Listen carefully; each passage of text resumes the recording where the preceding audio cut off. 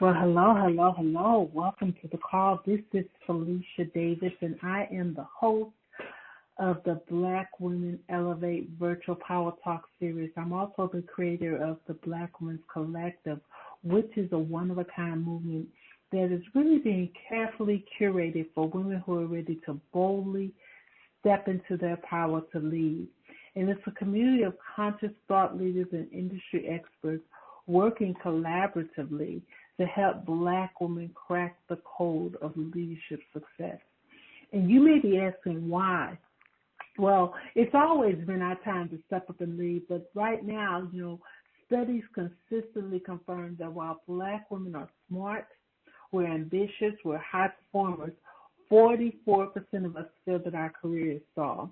And this becomes a losing battle when you couple this with the fact that Black women also suffer from lack of comfortable, trusted, strategic relationships necessary to ascend. And this is a universal issue. It doesn't matter whether you're an employee or an entrepreneur. This is a universal issue for Black women. And the Black Women's Collective is committed to helping you eliminate anything that can get in your way of success. And the way that we're doing this is we're actually doing this through several different ways, but one of them is we're going on a 5-city tour because our goal in 2018 is to impact 500 Black women this year. And we're launching a 5-city tour to deliver a conference called Black Women Elevate. And Black Women Elevate is a one-day leadership accelerator designed to position you for more impact, influence, and freedom while helping you to unearth the distinct advantages using what I feel are the three most important assets that we have, and that's our vision, our voice, and our visibility. And so you can find out more about the tour at blackwomenelevate.com. Now, the other amazing way that we're doing to reach our goal of impacting 500 Black women this year is we're doing this virtual leadership symposium that you are a part of right now called Black Women Elevate, the Virtual Power Talk series. And these talks are really designed to tap into the minds of Black women leaders who are really, truly revolutionizing the way we lead. And they're going to be sharing with you from their personal playbooks of successes, their struggles, and the sacrifices made to get them to the place where we see them today. And I am so excited about our guest that we have today. Her name is Dr. Raquel Holmes. And Dr. Holmes is a cell biologist who got her PhD from the Tufts Biomedical School in Boston. She stayed in Boston area for her postdoctoral training at the Dana-Farber Cancer Institute and Harvard Medical School. She then joined Boston University, where she is a research assistant professor, where she authored the book Cell Biology's Guide to Modeling and Bioinformatics. Wow. She's a faculty at the Eastside Institute in New York and an adjunct professor at Arizona State University. She's also the founder and director of Improv Science, a consulting company that has worked with over 2,500 scientists across the country at Harvard Medical School, University of California, Berkeley, UC San Francisco, Department of Energy, National Institutes of Health, American Chemical Society, and the Optical Society, just to name a few. Dr. Raquel, are you there? I am here, most definitely. Oh, my goodness. Oh, my goodness. I mean, just accomplishments alone are just very impressive. And so I'm excited that you're here today. I appreciate you taking some time to spend with us and having this conversation. And before we get started, one of the main questions that I asked everyone who I invited to be a part of this was really, what do you feel Black women need to do to lead and succeed in this new economy? And I love what you said. You said that advancing in our lives and in the world is a collective process that is creatively built by and with us. We must be willing to create community in order to shape our environments and create new possibilities. Can you just share a little bit more, give us a little bit more detail around, what you mean by that? Yeah, no, I'm excited to. I feel honored to be part of, your conversation, this conversation of the Black Women's Collective. And I really, when we first spoke of this, the question of do our voices resonate with one another, and I think they do, and I think this is part of it. So I think in terms of as women of color, as Black women, the question of leading has to do with our ability to create community, to invite others to work with us, to provide leadership to the fact that our experiences that are not just unique to us as individuals, but are something that are a part of our social system and structure. Mm-hmm. And so as we invite one another to say, how do we want to live? How do we want to organize our lives? How do we want to organize our families? How do we want to organize our cities? How do we want to organize our work? Those are all things that impact the environment that we live in. And so when we, continue to, and I think it's a struggle, right? Because it's conflicting to be able to go like, oh, wait, I got to change this? Why do I have to change this? Right? Isn't somebody else supposed to be responsible? And it's like, no, yes, we're all responsible.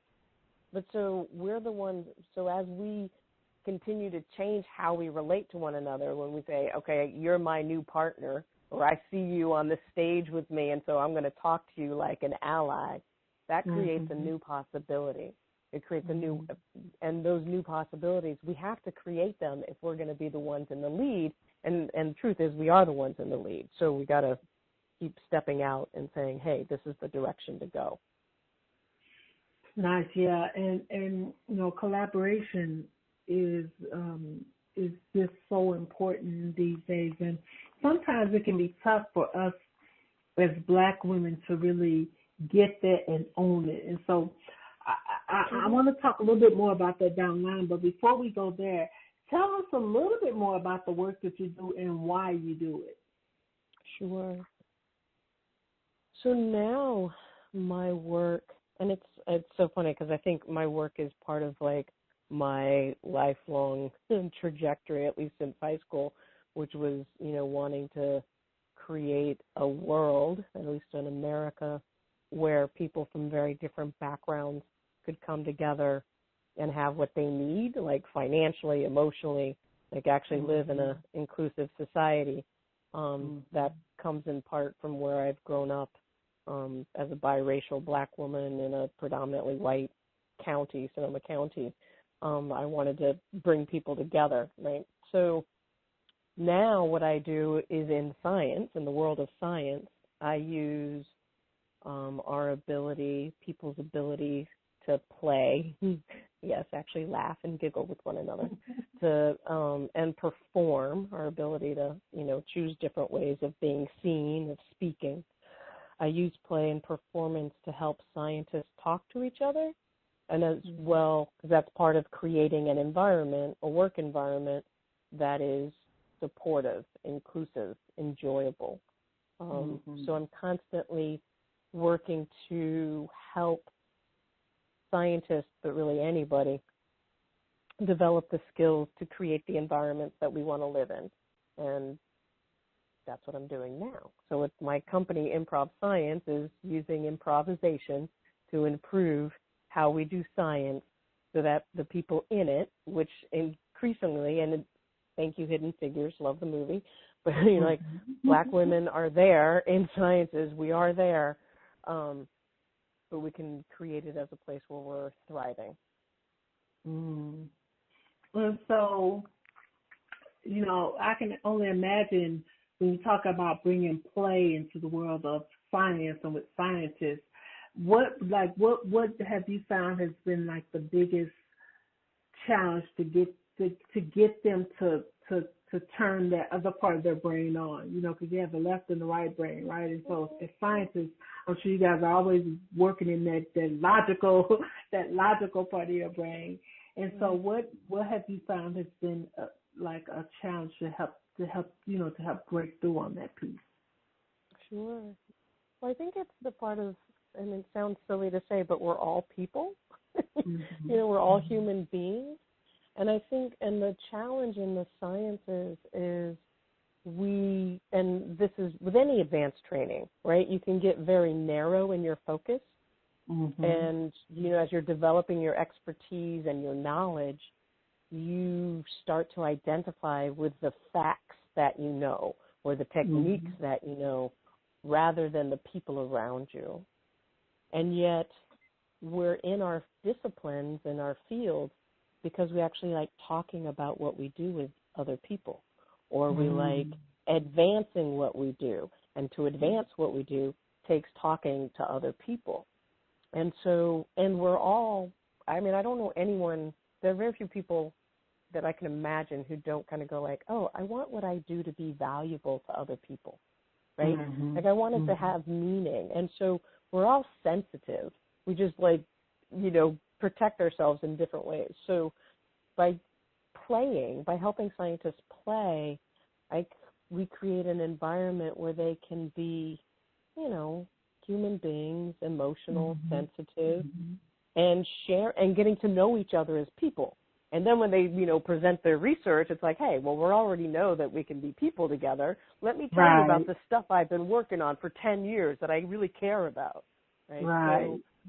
So, it's something we all need. And I think people, because I start very small with very small requests of them mm-hmm. to look at each other, to maybe clap at the same time. It's a very small step. Okay. Then they're like, I can do that. Anybody can do that. I could do that. That's not much. What? Well, you ease them into it, right? Yeah, exactly. Well, and it's the organizing principle, right? It's a grassroots organizing tactic, which is basically you ask people to do something small, which is within their reach. And when they make that step, you then are doing something together, and you can build on that, right? Mm-hmm. And so it's a building process. And I think that's one of the skills in terms of what are we as women, as Black women leaders, that we want to keep cultivating is our ability to build with whatever anybody offers. They may be thinking they're offering, crap, and it's like, well, I've heard about these houses that actually put crap on the outsides for insulation. I can build with that. Let me build with that. Right. Nice. So, given that we're talking about leadership, and leadership is such a broad topic, when you think of leadership, how do you define it for yourself? Yeah. I think of leadership as an action and an activity where you're willing to do something new mm-hmm. or slightly risky in any moment because you think it will be helpful to yourself and to others. Mm. So it's always a collective. It's always in relation to others, right? Because mm-hmm. if you're out by yourself, it's kind of like, what are you leading? Who so those can be very small things, like being able to say, you know what, this is kind of uncomfortable. And everybody else is, we're all acting like everything's fine. It's like, wait, it's kind of uncomfortable. Maybe it's even like, could we change the temperature in the room? Could we close the door? Could we take a moment to introduce ourselves? I don't know if I agree with what you're saying. Could we talk about it? All of these, I think they're very ordinary things that are still leadership when it's in relationship to what the group, any group, needs. Mm. Nice. Does that make any sense? Yeah, that does. And but the word that immediately came to mind when you were talking about really, maybe in my mind, it's like challenging the status quo or just speaking about mm-hmm. something that you don't agree in. The word that came to mind for me was really having agency, like really having agency for what for what we will and will not tolerate, what, being able to speak up, like you said, during times where we may be the one out on the skinny branch by ourselves, but because of a fierce belief that we have in our position around it, we as leaders, we can do that. Right. Well, I think this also, again, goes to this question of power in leadership, mm-hmm. which mm-hmm. is you want to know what stage you're on. If you're on a shaky branch, you want to know that you're on a shaky branch. You want to, mm-hmm. you should know that as you're getting out there, right? And part of like talking with people about your ideas, right, and saying something risky is a way of finding out what others around you think. It's an invitation and an offer to others to take a stand with you. So there's always a discovery process. You're always trying to listen as you speak, because then you know where people are around you, right? And you know what kind of risk you're taking. So I think there's a political strategy. And when I say political, I'm not talking about electoral politics, but I'm talking about understanding how people choose to relate to you or to others. Some people are like, I don't care what other people are doing. I don't care if I'm stepping on you. I'm going to keep going forward. That's a politic. Others would say, I'm going to go forward if I have other people to go forward with. That's a politic.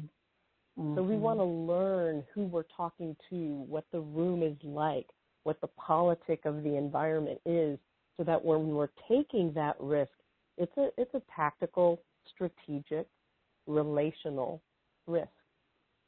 That makes us smart. Yeah, absolutely. And you kind of touched upon this, but I would like to just, maybe go a little bit deeper on this around what do you feel are like key areas that we as Black women need to make as a priority in our development. So we're good at what we do. We're ambitious. We're driven. We're the most well educated. Like, we have all of that, but we still have stuff that we need to work on. And so, what would you say is a priority piece in our development from your perspective? So I think there's maybe kind of made a note to myself about three things. And one of them is being able to be confident in what we don't know. So what I mean by that is there's lots of things that we don't know, and there are lots of things that are not possible to know. And rather than taking that as a, oh my God, I don't know, I'm supposed to know this, how can I do anything if I don't know? It's like, no, the world functions, the world advances at the edge of what we don't know. Right? So in some ways we want to be able to go, I don't know this. Do you know this? Is this knowable? Not because I'm not intelligent. I'm ridiculously intelligent. I'm ridiculously smart. I'm so smart, I know to be able to say, we don't know this yet. Does anybody else in the room know this? How do you know this? Right? So there's a way of being confident around what we don't know that's important. And I think, I know when I was in graduate school, I almost didn't get my PhD because I was afraid to ask questions because I thought that would look bad at me, right? Because I'd be the Black woman who didn't know. It's like, you're a student. You're learning. Of course you don't know.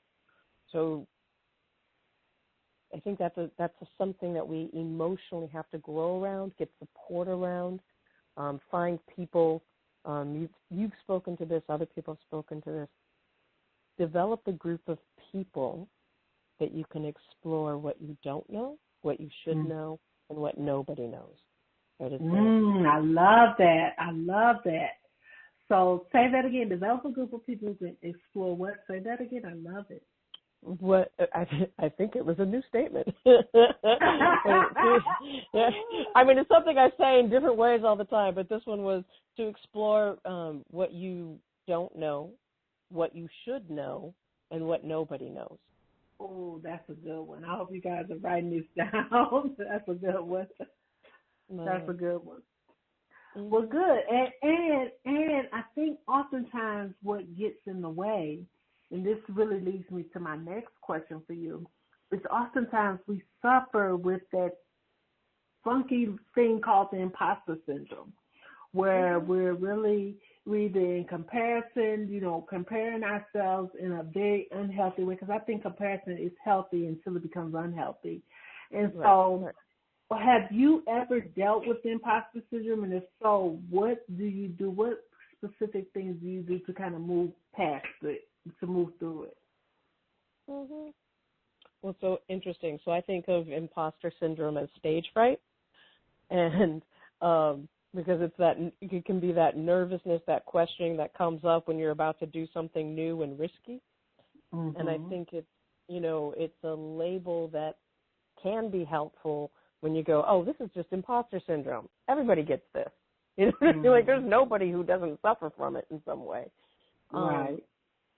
And then the other is I think it goes back to what I had just said before, is I'm talking with the people who are close to me, the people I have as a peer business group, the people that I get coaching from or I'm in coaching with, and talking with them about what I'm doing as a speaker, as a business person, as a social activist, and I'm letting them tell me what I've done, and I'm believing them. So it's not just an internal, I've got to muscle over this. I think that's limiting. I think it's like, I just don't believe in that as an approach. What I do is I'm constantly working on organizing the community, the collective, in improv language, the ensemble, that helps me know who I am, and then I perform, literally perform as in theatrically perform that person. Now, what about the times, because sometimes imposter syndrome can be valid. So in other words, yes, we screwed up that. Like, that wasn't good. I know I could have done better. So what about the times, I like to talk about both ends of the coin. Sometimes the imposter syndrome can just be in our head because it's just a natural human, emotion or human feeling. But sometimes we have valid reasons for feeling that way because we screwed up a project or something didn't go the way that it should have.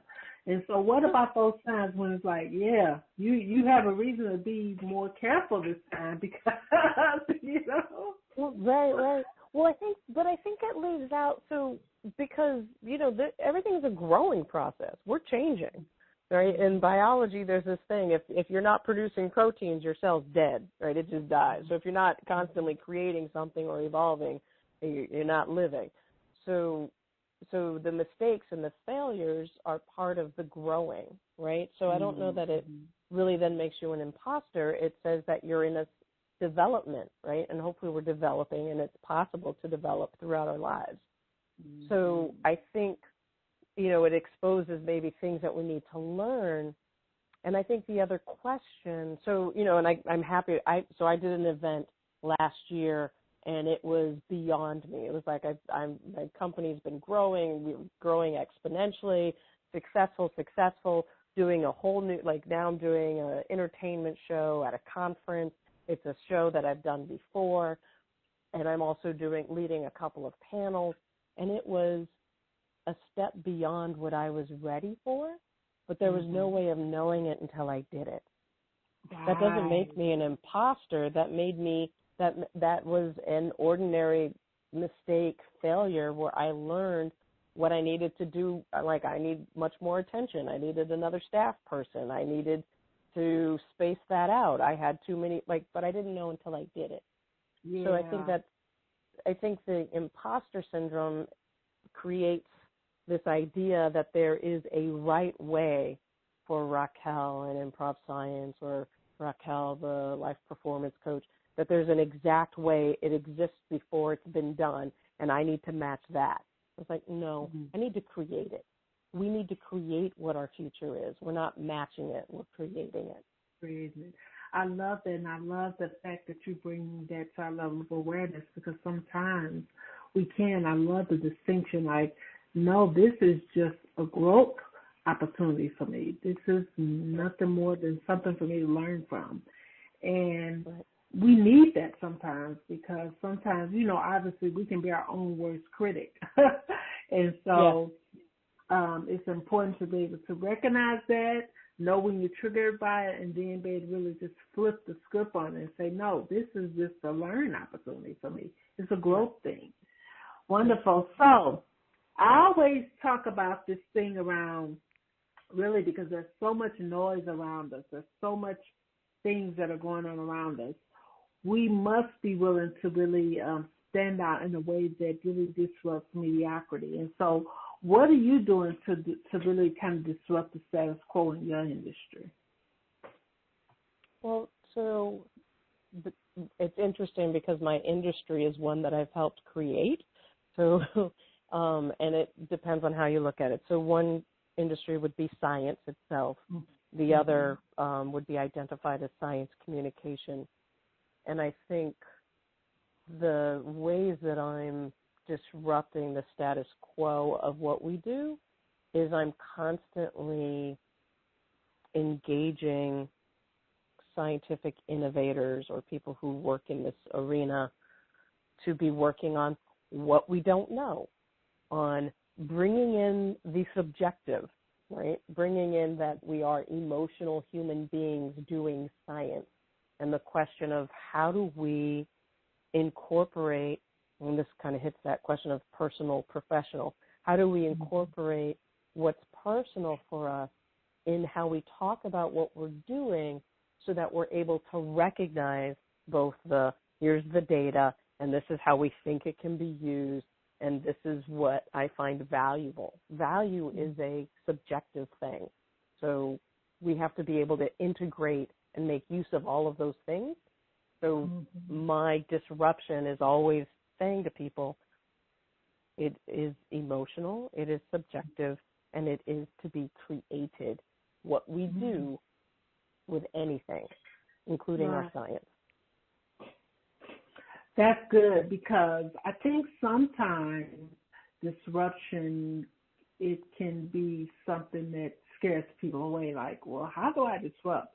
And so the way that you kind of break it down just brings it down to its most simplistic form, which makes it easier, something easier to grasp, but also, you know, make sure that we're aware that it's definitely necessary if we don't want to fall into what I call the sea of sameness. Right. No, I think you hit this, Felicia, because I was thinking part of what's disruptive, and in thinking about the business trends and how, you know, disruptive technology or disruptive business, how it was coined as a term, is because it was companies, and it can be individuals, who are willing to meet the needs of the people rather than match the status quo. So it's willing to say, right, because the status quo was, let's make lots of money off of the people who are giving us lots of money, and that becomes a smaller and smaller set of people.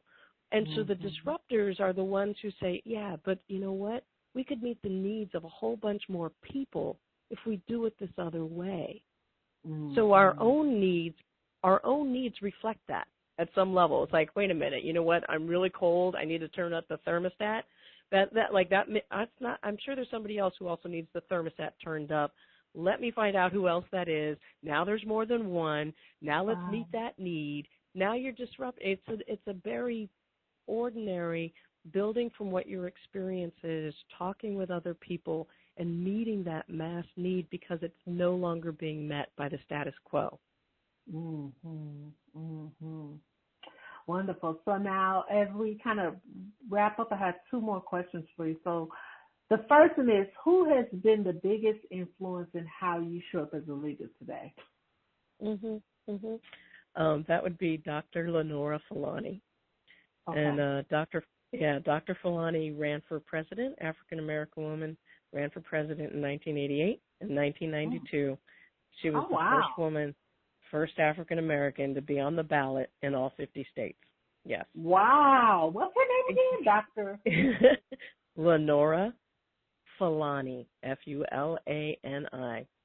Okay. And I've had the privilege of working with Fulani since I learned of her work and worked on her campaign back in 91, 92. And I now teach and organize science education for poor youth and adults in New York City as part of her university-styled education program called UX in New York. And, so she's a grassroots organizer and educator, and she's dedicated to helping the poor in America to develop. And she's really worked to ensure that people from all walks of life can participate in personal, political, and social transformation. And she does it by saying, hi, I'm doing this work. Do you want to join me? And then those who say yes, it's like we work creatively, and it's like it really is a creative process to find ways for people from very different backgrounds to work together to create something new in the country. And when you're building relationships across race and class in this country, that's transformative. But she's the person I kind of aspire to be and be like. Nice. Well, I'm definitely going to have to look her up and learn more about her and her work. So, as we close out, you talk, you really talk a lot about performance and creativity in your work, which is obviously the bedrock of what you do with improv science. So what does that have to do with our ability to be powerful Black women leaders? So I think if we imagine Black women leaders in America is a character in life that is being created. And transformation or becoming is something that you have to, like the creation of it is a performance in that it hasn't happened, right? Like the stage allows for us to explore, the theatrical stage, to explore things in our social, cultural lives that may not yet exist.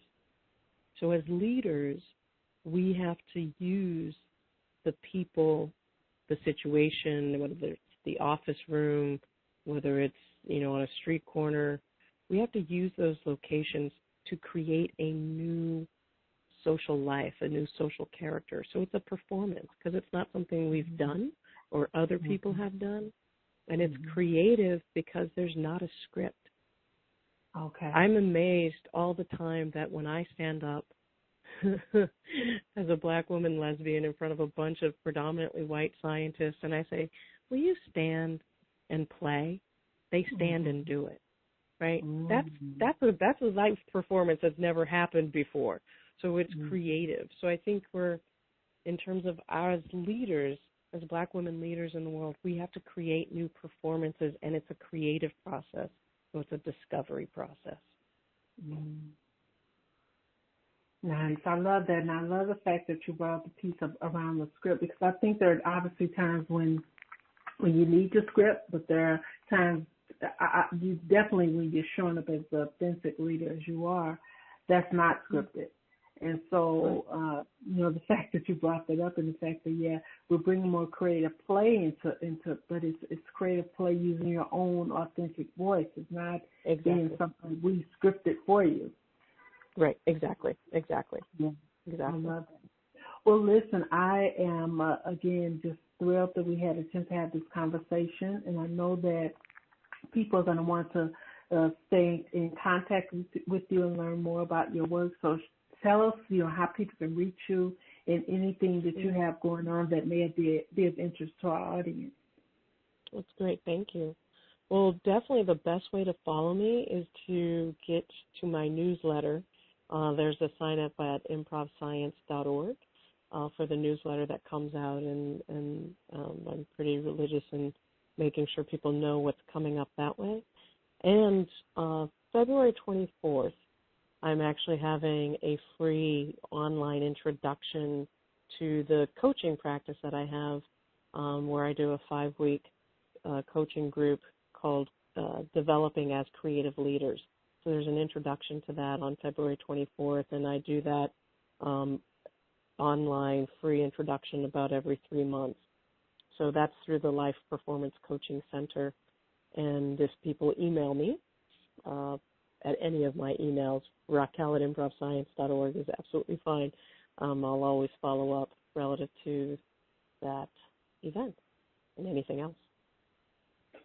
Awesome. Well, again, I appreciate us having this conversation. I learned a few things myself. I actually took some notes, and I'm definitely going to follow up to learn more about your mentor for sure. And thanks so much, and have a powerful rest of the week. Thank you. You as well. All right. Bye-bye. Bye.